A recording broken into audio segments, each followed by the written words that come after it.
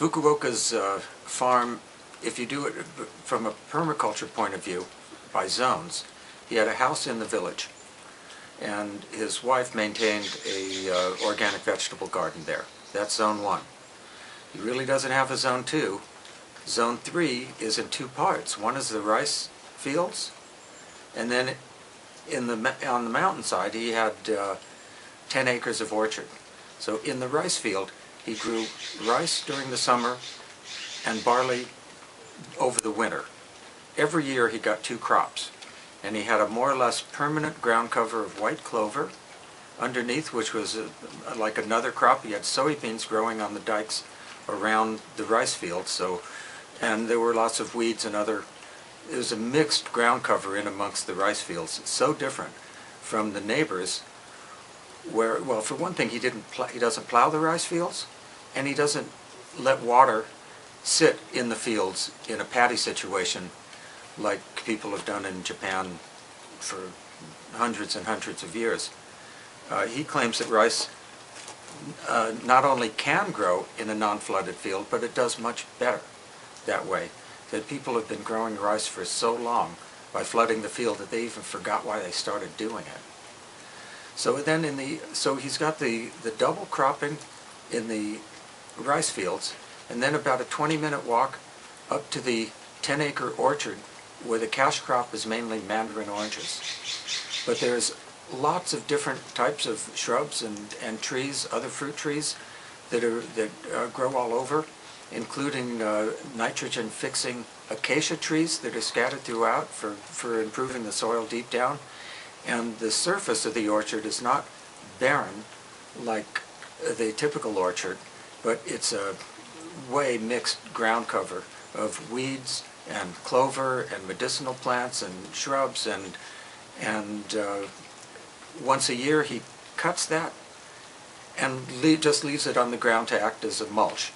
And also in there is vegetables. He grows vegetables like wild plants in the spaces between the orchard trees. The yield of his rice crop is comparable or greater than the rice yield of his neighbors, and he doesn't use fossil fuels, he doesn't use tractors, he doesn't create pollution with chemicals. He uses hand tools, and still he gets yields that are comparable to the neighbors. And the way he puts it is, so I've proven that all of these techniques that people think are so valuable are actually not only not valuable, but they cause problems, like the pollution. Over the years, the soil in his fields keeps improving, where the soil in the neighbors' fields gets weaker and weaker every year. Here's the rice growing in the neighbor's field. For one thing, they start the rice in a little seeding bed, and then they transplant the seedlings out to the main field. Fukuoka just scatters the seed onto the surface, and he does that in the fall when the seed would naturally have fallen to the ground. Then the neighbors flood the field and plow it and make it into pea soup, essentially, and add herbicides to kill the weeds or the seeds of the weeds before they transplant the rice. Fukuoka uses ground cover of white clover and the mulch from the last year's crop to control the weeds. He also doesn't mind if there are some weeds in there. So then the neighbors go to the trouble of transplanting, and they put in chemical fertilizer to feed the crop, and then they gas the crop 2 or 3 times during the year to wipe out all the insects. And then they do some hand weeding, and finally come through with a combine and harvest it. So the inputs are lots of labor.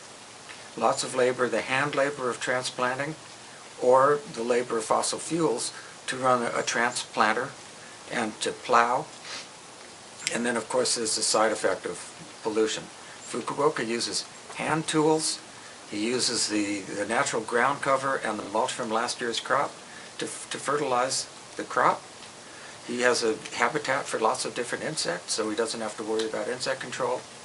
And it's a lot less labor and creates no pollution. Fukuoka gets about 22 bushels of rice per quarter acre, and that's 60 pounds a bushel. Anyway, the yields are at least as great as the neighbors. If you like this sort of thing, come on out to the forums at permies.com, where we talk about Masanobu Fukuoka, homesteading, and permaculture all the time.